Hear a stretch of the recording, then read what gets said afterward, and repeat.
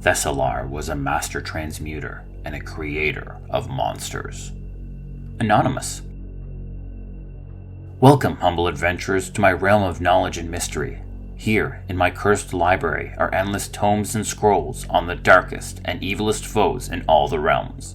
Be they from Dungeons & Dragons, Pathfinder, the many worlds of darkness, or any realm in between.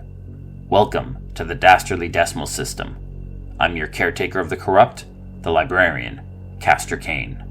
And supervising, as always, is Vega the cat.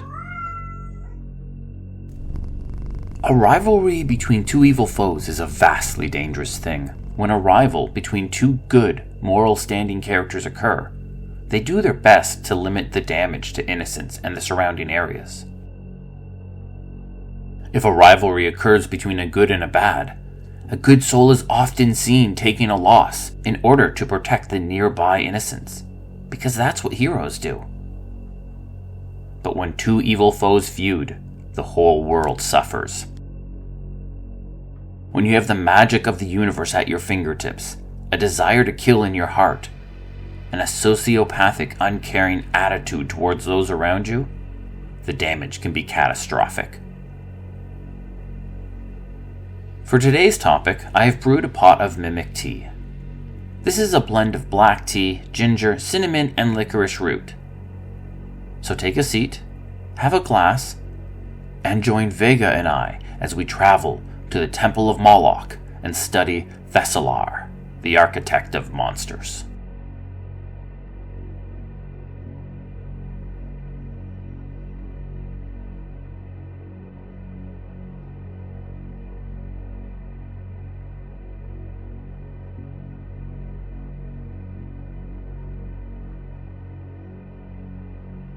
As a human, Thessalar was known as an old and withered man. His once vibrant blue eyes were pale and listless. He had white hair that he kept in a long, wizard-esque beard.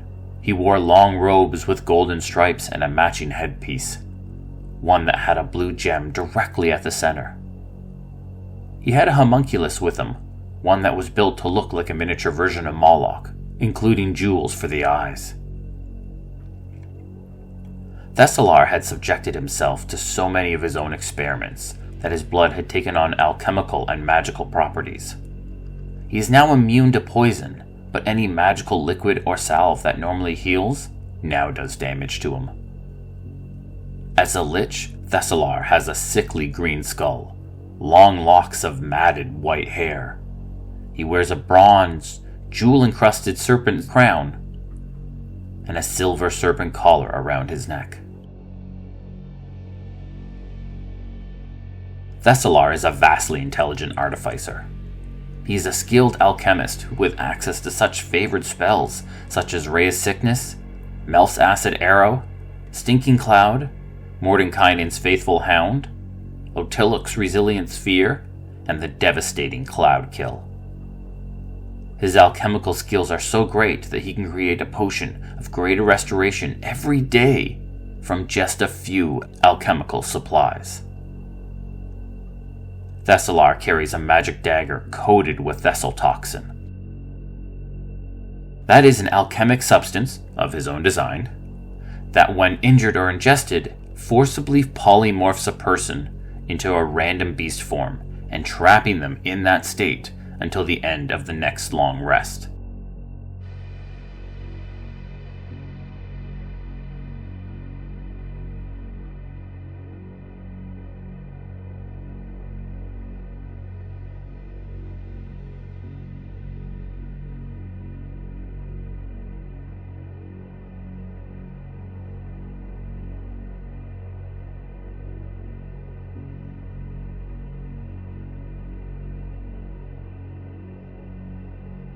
Any who met Thessalar could instantly tell that he was a genius.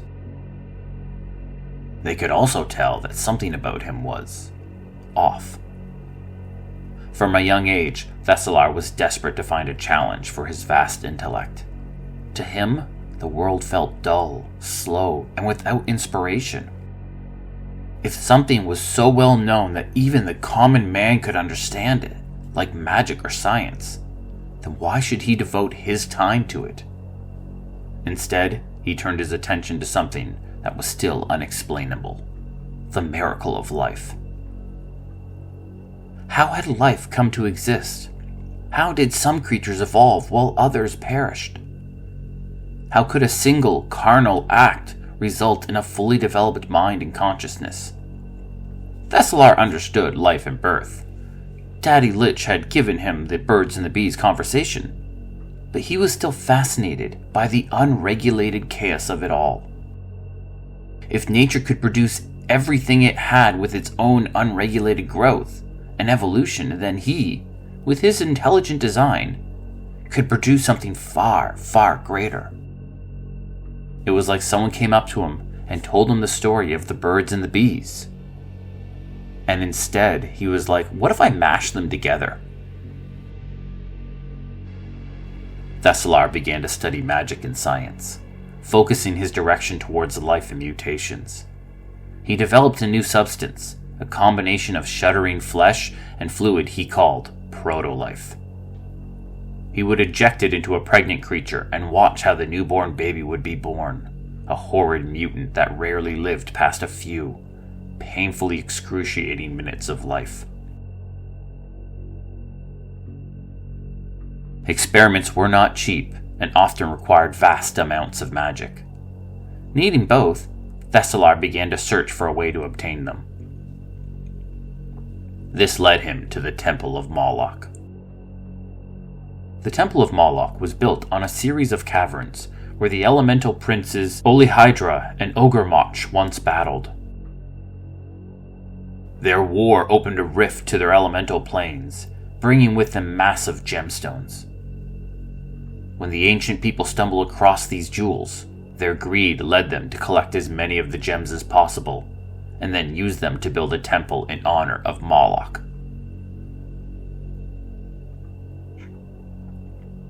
Centuries later, Thessalar found the temple and joined. The temple was small compared to today, but their resources were vast. The artificer was content with that for a period, but after a while he became seduced by the power and authority the temple held.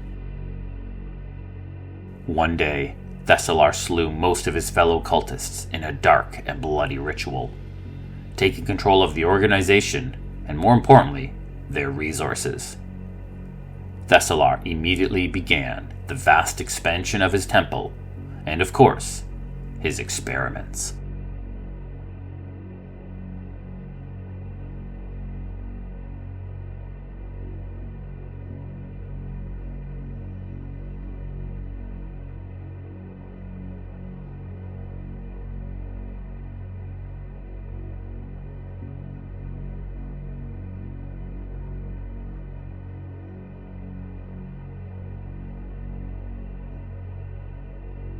Thessalar would experiment on anything or anyone he saw fit, with or without their consent.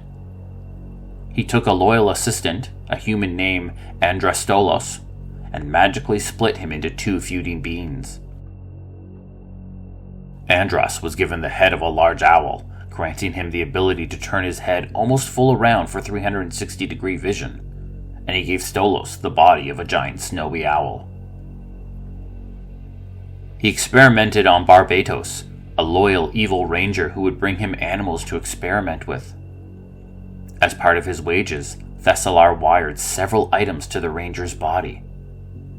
His backpack had a troll heart wired directly to his own, granting him regeneration, while his cloak incorporated the feathery antennae of several rust monsters.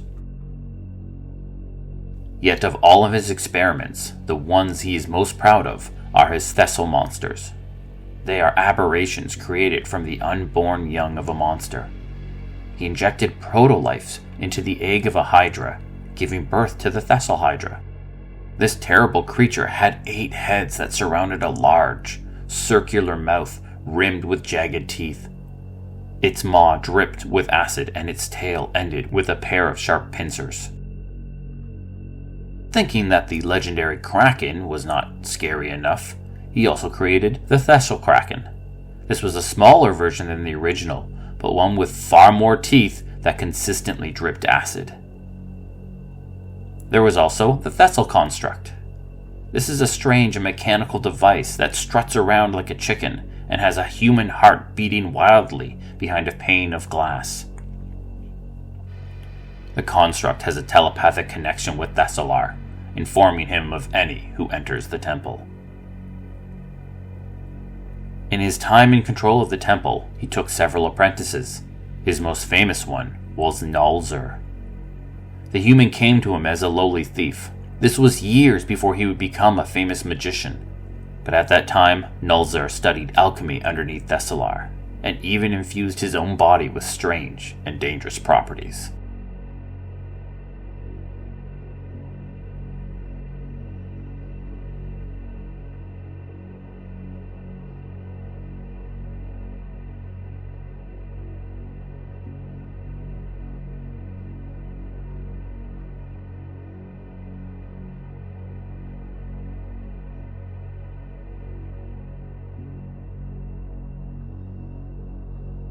Ironically, for one so obsessed with life, Thessalar turned to undeath in order to continue his life and his experiments. Now, as a lich, he continued his work. He traveled through the stars and across the realms to different worlds, collecting new and different animals and beasts, but he always returned to his temple. He would, however, eventually depart the temple, lured out by the actions of Chaos, the Elder Evil. Chaos had used a living creature as a vector towards undeath, and Thessalar needed to know more. He moved to Wormcrawl Fissure and chose an abandoned fortress as his new home and base for experimentations. While his research into Chaos's experiments bore no fruit, Thessalar found something else to become obsessed with. Her name was Zulshin. She was a Lilund. They were a race of celestial angels that had the torso of a stunning woman, the lower body of a snake, and had feathers and wings instead of hair. Thessalar tried to study her from a distance, but became more and more obsessed with her with each passing day. He longed to inject proto-life into her body and create a new race of mutations known as the Thessaliluns. In his insane mind, Thessalar thinks this as love, but in truth it is something far more darker, disturbing, and sinister. He doesn't understand why Zulshin finds him repulsive and keeps rejecting his acts of love, most of which were just frenzied attacks on her home. Her rejections has sent him into a brooding, dark obsession. He's been working on a perfected form of his proto-life, using numerous wish spells and various animal components he had collected from across the realms. He plans on using gate spells to teleport the proto-life directly into her body. In Thessalar's mind, he will improve and perfect the love of his life, whether she wants it or not.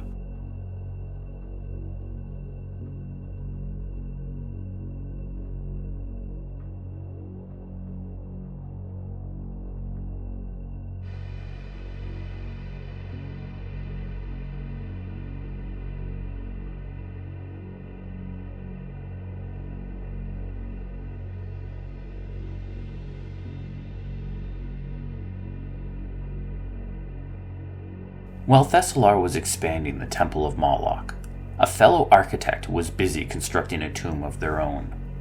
Moghadam was building the Tomb of Horrors. The two artificers were bitter rivals, and each did whatever they could to hinder the others. To them, nothing would be more insulting than having another tomb or temple out there that rivaled their own. Moghadam had lured away the sculptors, an act that had caused Thessalar to lose favor with Moloch. Moghadam had even sent thieves and a gemsmith to rob the temple, but each was swiftly captured. Thessalar returned with a thief of his own apprentice, Nulzer, who was also captured. Thessalar has begun to torture the were-rat thieves and the Genasi gemsmith. Thessalar is a cold, calculating schemer.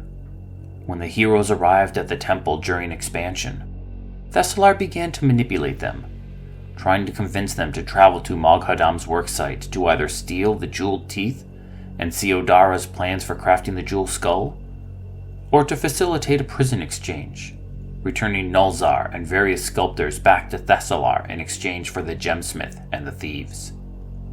This is also a minor falsehood.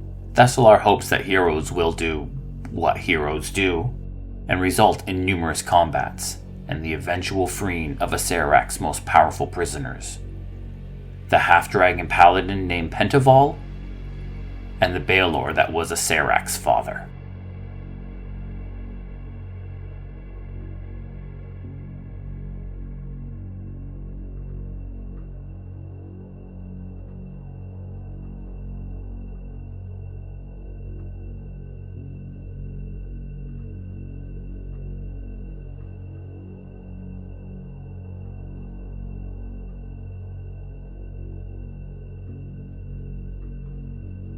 Few villains have had such a lasting effect on the worlds as Thessalar. The Artificers' experiments have been responsible for the creation of owlbears, rust monsters, the Grick, and even the Mimic. Thessalar is also a terrifying villain who will do whatever he can to elongate his life. In the Temple of Moloch, hidden in a mysterious chamber, are a half a dozen floor-to-ceiling glass tanks. In 4 of them are elderly male figures, suspended in light blue liquid. These are Thessalar's 4 clones. The machines that maintain these clones are built from the missing components to the infernal machine of Lum the Mad, an ancient artifact with vast power. This residual magic has seeped into one of the vats. While 3 clones remain inert, 1 is awake and desperate to escape. When freed, it claims to be the real Thessalar and that the previous one is an imposter. Is this true? Or is this how all clones are supposed to think? I do not know, as I've never really delved into the science behind clones. But the idea that there could be 2 separate Thessalars existing across the planes is a terrifying thought. It seems our tea has run out. Join me again in my library for more stories and lore about the darkest villains from the darkest realms. This has been the Dastardly Decimal System, and once again, I am your librarian, Castor Cain.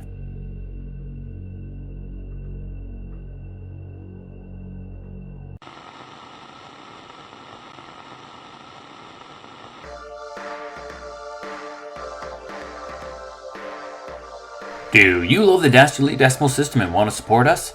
Check out our new Patreon.